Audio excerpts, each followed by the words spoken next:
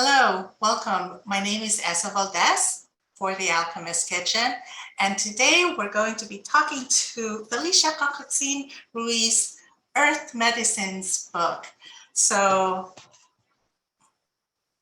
Felicia is a curandera, author and Indigenous food activist and natural food chef whose work is deeply rooted in the healing properties of all earth medicines.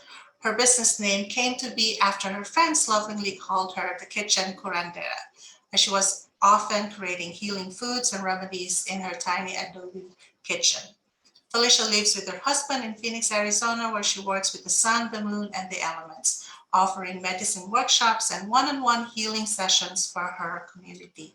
So hello, Felicia, and welcome to the Alchemist Kitchen.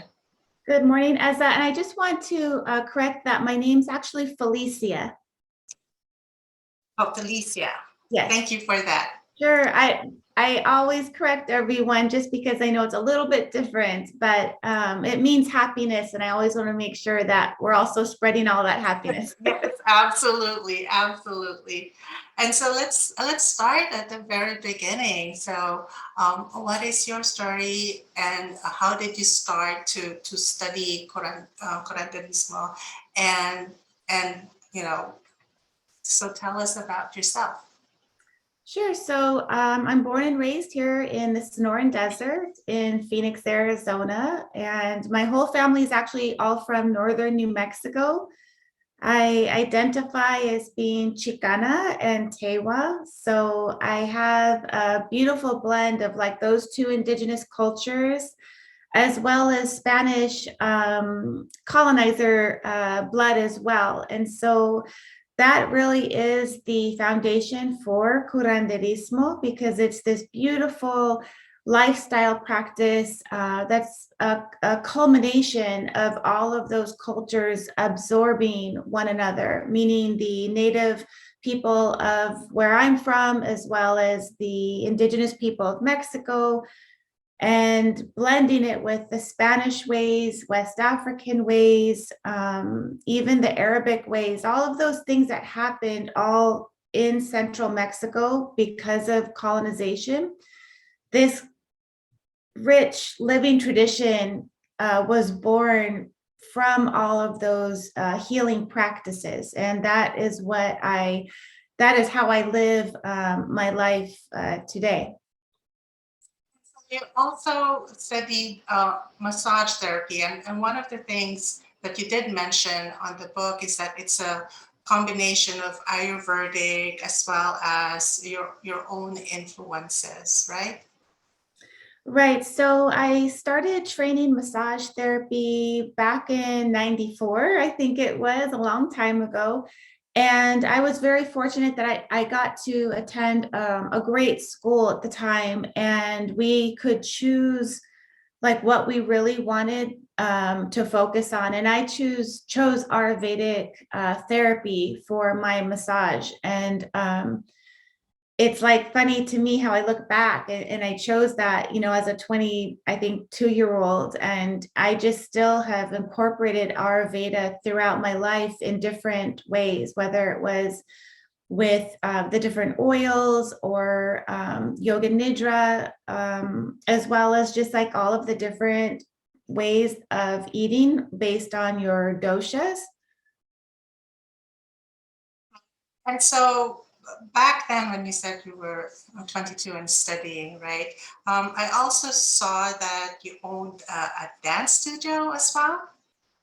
Yes, so that kind of happened unexpectedly. My background started in traditional healing work, such as massage and other things like that. And then the person I was with at the time, we started a cafe, and then we expanded into a restaurant. And so it was a natural expression of my work, because I was already working with food as medicine and herbal ways, And what had happened was next door, this space went vacant, and I had been a dancer my entire life. And so I thought, you know what, let's kind of be in charge of the space around us. And so we rented that out and started, or I started a dance studio that was rooted in global dance. I mean, we had all beautiful dance forms from all over the world. I mentioned like Afro Samba and Salsa and actually rock sharky, which is belly dancing, right? Yeah. Yeah, Yeah, I love it. it was all very much traditional forms of dance from around the world.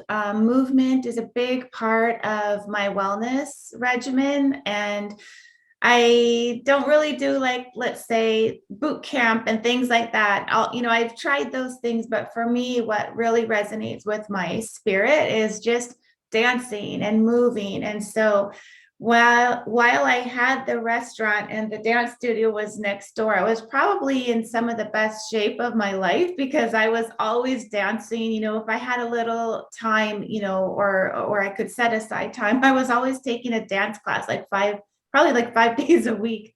Wow, that's amazing. And I saw on one of your Instagram posts while you were writing the book that is that you have a timer as well, and you would stop to just move around, every hour. Yeah, I thought that was lovely because that's really a good reminder for us that we're not really meant to just sit down in front of the computer, but really just take the time, even if it's for 5 minutes, to move around. It also mentioned that you were a private chef as well. Yeah, so after I sold the restaurant in the Great Recession, I found myself going, well, what do I do next, in this in-between stage? I started working as a personal chef, and it was a very different experience than like cooking for your family. I was cooking sometimes breakfast, lunch, and dinner, or just sometimes, breakfast and lunch. It was just a lot of planning, and I still had to eat at my own house. So it was very different.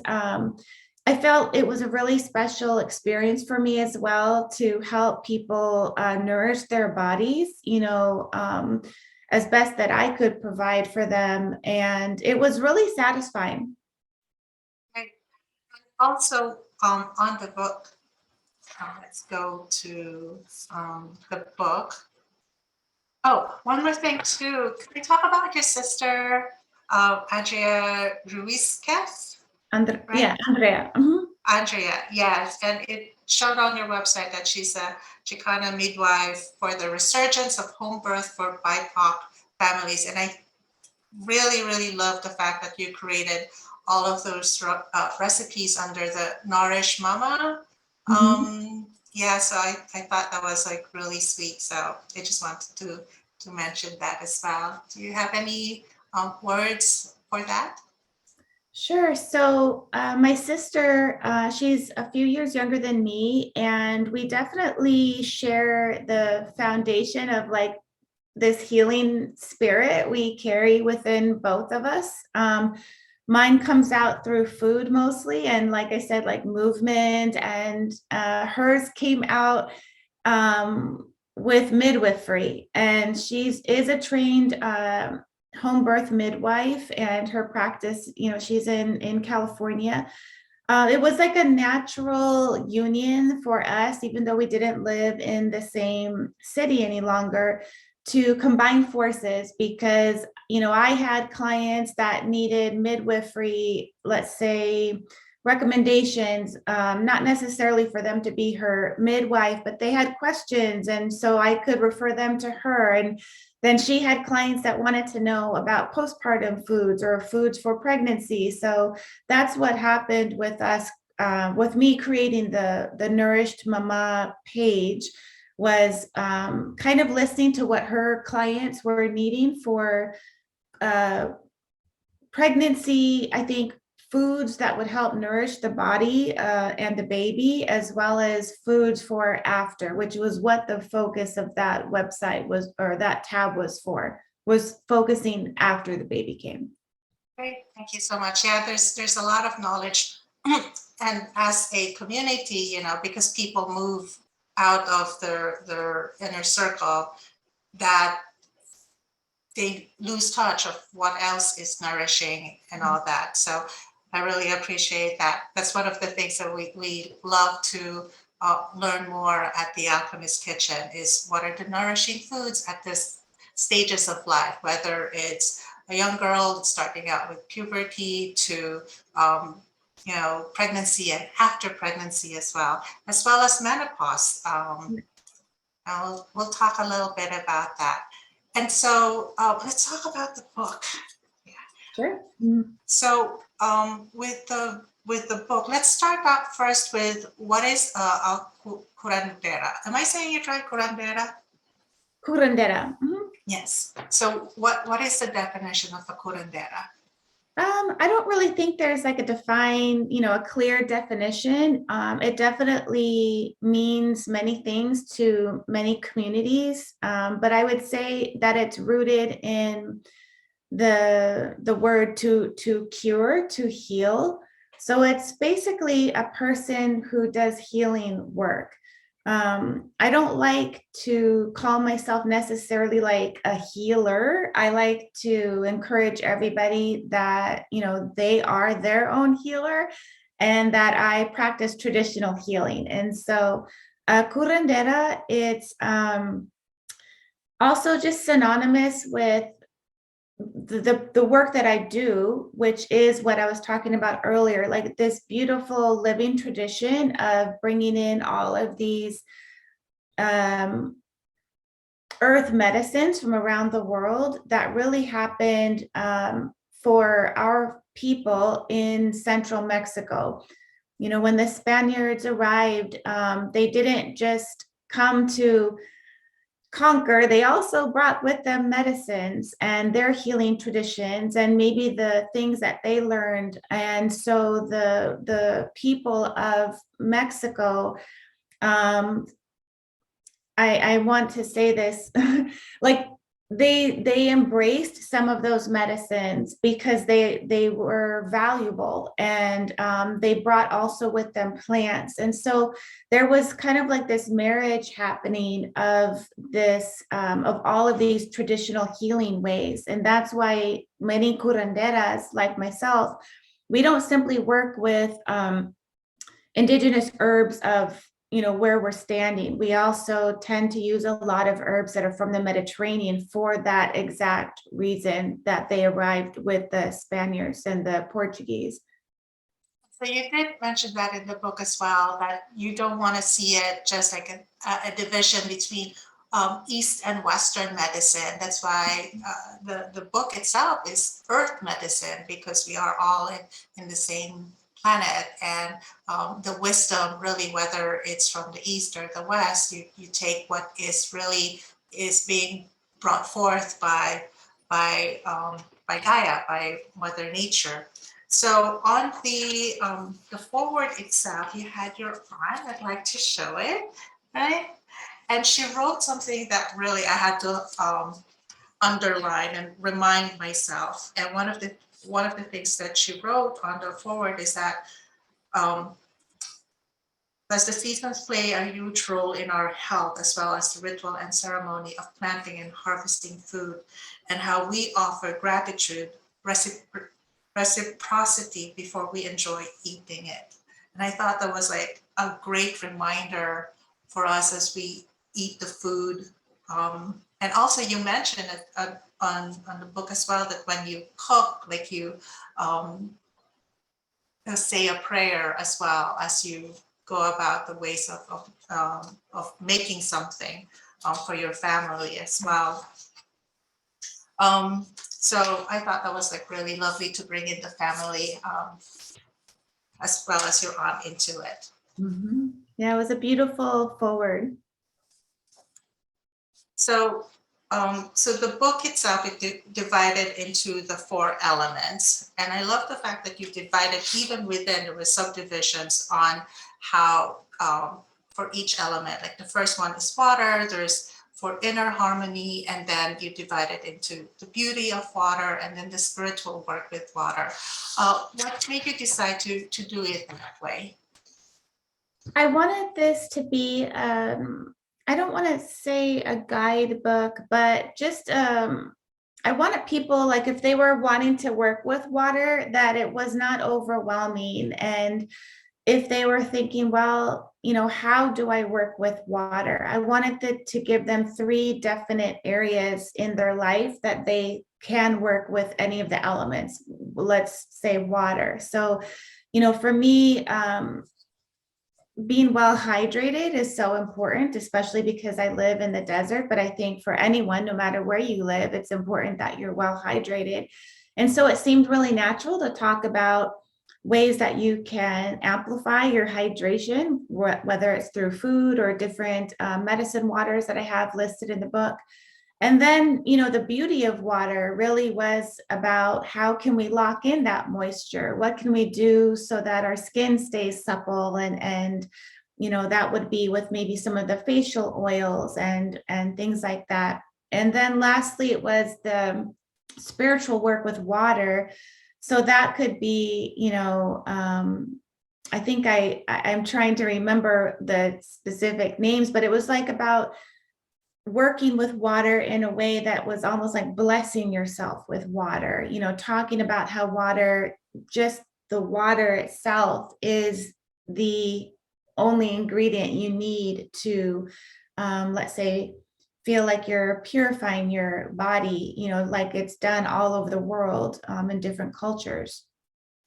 And one of the things too, well, this portion is in the introduction, was that there's, when we were talking about the materials, the tools that will be needed to gather, and you say as well the sustainability aspect of it, that it's important to take note, just gather what is already in your kitchen and not go off and buy like the latest or the greatest mortar and pestle. You mentioned here, which is so beautiful, that you had an elder, a Bine elder, say that the plants don't like to be in plastic. Right. I really, I took that to heart, following that specific grandmother. I just remember those words, she had like a little basket, and, she just kind of, it wasn't like, it was a teachable moment, but it wasn't like she was saying, write this down, She said, oh, the plants don't want to be in plastic, like how silly is that, right? And so I really took that to heart, and I've never been actually a big buyer of anything plastic anyhow. So it was something that I wanted to share with others as well, that we have so many beautiful things already in our home that we can use, that we don't have to go and buy all of these, new gadgets. And as you can see in the book, like, it's kind of a mismatch of what, I was wanting to suggest people to use to prepare their things, many of which were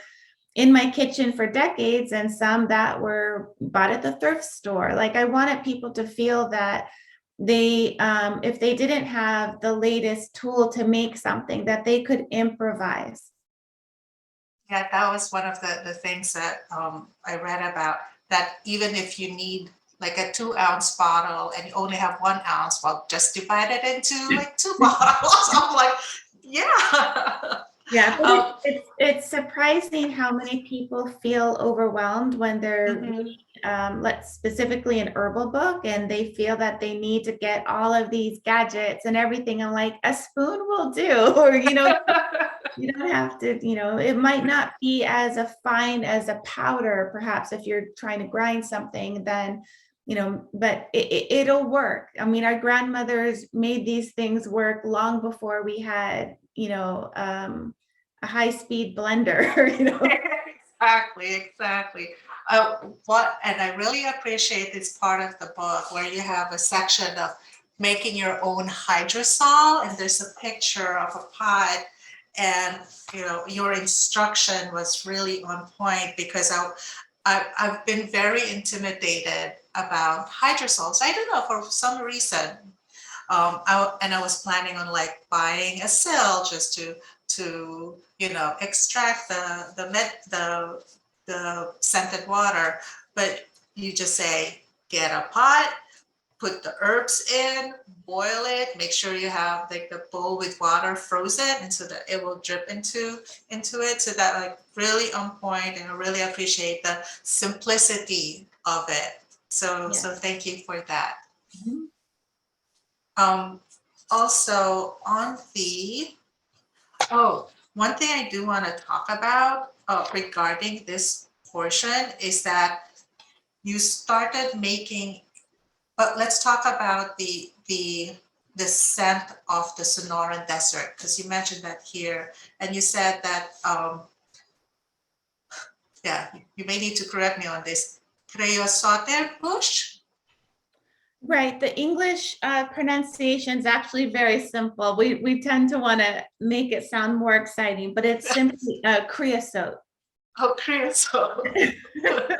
Like, I like creosote. Perhaps that was the original name from back then. I like that.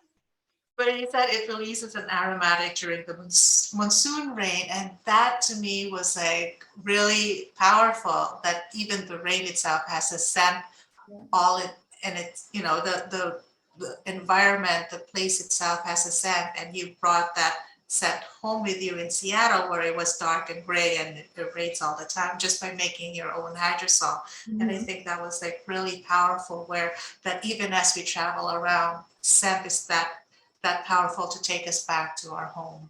Yes, definitely. Anyone that has lived in the desert, in the Sonoran Desert specifically, and other deserts in the area, it's such a signature scent. You think like, you don't think about it until you're away, and then it rains for the first time wherever you are, and it's beautiful and it feels good, but all of a sudden you're like, wait, where's that scent, that we have now associated with home. Yeah. And then there's another part here, now we're on the beauty of air, which I think in itself is just so beautiful. The crown chakra dry shampoo. And I think, with COVID, I don't think everybody's like, taking a shower every day. You don't have to. You don't leave the house. I think like this is really a good recipe to to have. How did you come about with this one? Well, I think there are many recipes out there now for dry shampoos. I think what was a little different about mine, which I talk about in that entry, is I kind of had this funny little aha moment that if I, because I don't wash my hair every single day, I don't feel like it's good for my own personal scalp, but I do like to make a dry shampoo for those in between days. And because I am too in the desert, in the warmer months, you're sweating, so it was a way to freshen up my hair. And then I had this moment where I was like, wow, like I could actually be working on my intuition as well, Yes. this part of your head, at least in my culture as well as many others, like that, the crown of your head is like this access point for so much information. And so I chose different oils with the intention of like, let's not just freshen up our hair, but in a way, like let's freshen up our intuition as well. Right. And then also moving on to the spiritual work with earth, you have a section here, creating an ancestor altar, and on the call on their names, it says here that that after a loved one passes, you should not ask them for help for at least a year after their transition, that they may get accustomed to the spirit realm. So I thought that was a good reminder for us that the spirit and the physical world are intertwined. So can you talk a little bit more about that and what it means for you?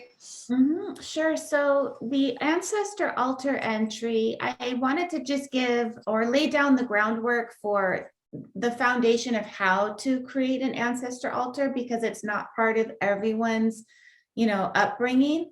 I didn't want to give any like hard defined rules, like you should do this and you shouldn't do that. I wanted to say like, do what feels right, but here are some suggestions. One being, make sure that your photos don't include you in the picture because it's an ancestor altar. So we want to make sure that we're saying this altar is for our ancestors that have passed on. And so you don't want to put yourself on there. And, so it was kind of like some loose suggestions, but also that I always, throughout the book, I shared a lot of my own story. So there's stories within stories. And part of that entry was I shared some wisdom that I was taught. And I say should, but it's everyone should do what they feel is best for them, right? But I was taught that you should not ask ancestors that are new ancestors, meaning they just passed on, for help, because they're acclimating to this new realm. They're figuring things out, and perhaps that's our own humanness, thinking like, what are they doing now? Do they have this new job out there? Are they making it back to God or creator, whatever your language is? But in my culture, that is what I was taught, that we pray for them for a year. And in that time, we don't ask them to help us because we're praying for them to get back to where they need to be. Powerful. That's a great reminder for us because, you know, media actually has influenced our youth, and I think Disney, with the Disney movies, we kind of think, oh, is that how it is in the afterlife? That they go just sing and dance and guide you from beyond. But that was a great reminder that that our own heritage is what would be guiding us. The concept of, and I heard this from one of my teachers, the concept of like 7 generations before you and also 7 generations afterwards as well. Like you're in this middle point, and your life is a culmination of the first 7 generations, and what you're doing now is the history of the next 7 generations. Right, we're ancestors in training. Exactly. So, and this one is the Isis Sun tea, and I thought that was like really cool how in order to capture the radiance of the sun, how did this come about? I grew up drinking sun tea. It's hard. I don't know many people that have not where I live, when it's 120 degrees in the summertime, the last thing you want to do is like warm up your kitchen. And so we tend to grill a lot, and, making sun tea was just such a big part of my growing up and all through adulthood. And because of my background, we do drink a lot of, we call it Jamaica, which is the hibiscus tea. And it's just this beautiful red magenta flower, and we put it, out. And I like to doctor mine up, perhaps with some lemon or some mint as what's in the recipe. And it was like this ordinary thing that I would partake in.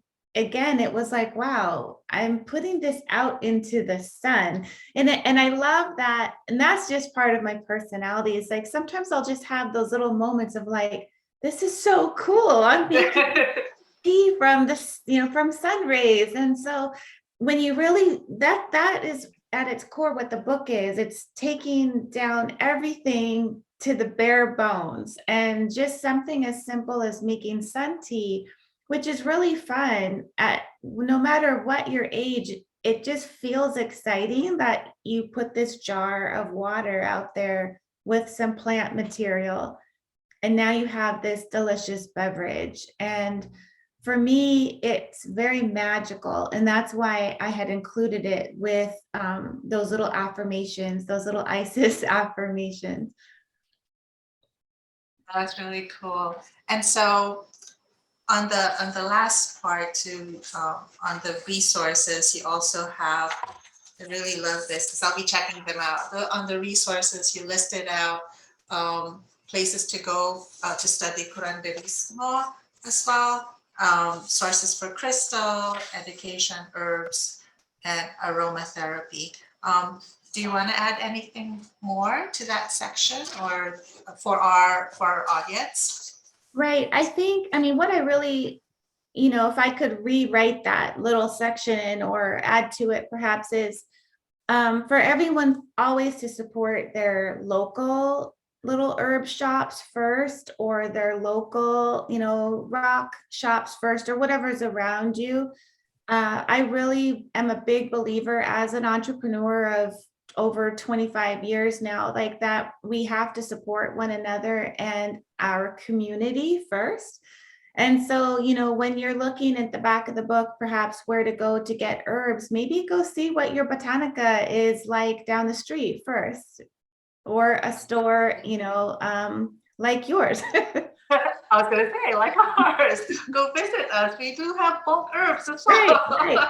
And to me, I have a relationship with the herbal store that I've been going to for a long time, and I think that it's important because otherwise they won't stay in business. And so for me, it's always been important to be able to say, oh, what new things do you have, or what should I try, or you do have what I always come for in stock. And it's a nice thing to have that relationship, because as I talk about in the book, when you're creating any of the recipes or even just cooking your weekly meals, your energy is the most important ingredient. And when you're able to get those herbs from a store, or your crystals, or whatever you're buying from someone who's also infusing their goods with their good energy, I really think it also carries back into your house. That is so true. That is so true. Thank you for that. So how can people get in touch with you? Well, they can obviously find me on Instagram and on my website. I sometimes lead classes virtually. I'm teaching a lot right now for different organizations, but I would say to start on Instagram, and that's Kitchen Kurendera. I share a lot of information, also little peeks into my life. People, I think, are also just curious, how do I live? Because that's what the book was about. Like, it was a peek into my life with, making the sun tea and things like that. I like to include those things so that people see that this is doable. I'm not expecting anyone to run a marathon at the end of my book. It's literally about going outside and enjoying the sun, getting some fresh air, acknowledging the elements around you. And so you can find that on my website as well, which is also Kitchen Kurendera, full of recipes as well. Great. And so one last thing, I saw on your website that you do Olympias. Can you tell more about this? And also, can it be done virtually? I don't want to say they cannot be done virtually. For anyone that is listening or watching that doesn't know what Olympia is, it's simply a Spanish word for cleansing. And we use it in the context of a spiritual cleansing. So I think many people know of the word smudging now. So it could perhaps be a smudging of sacred smoke, or perhaps we use fresh herbs to help cleanse one's body, flower waters, things like that. Those are limpias. And because of the way that I work, I'm using all of those things. I don't offer them virtually. That said, I feel that there are a lot of exciting things coming up that I will be doing virtually, but you'll have to stay tuned for that. Yes, definitely. So thank you so much, Felicia, on coming onto the Alchemist Kitchen, and we look forward to collaborating with you in the future. Thank you, Ezza. Thank you.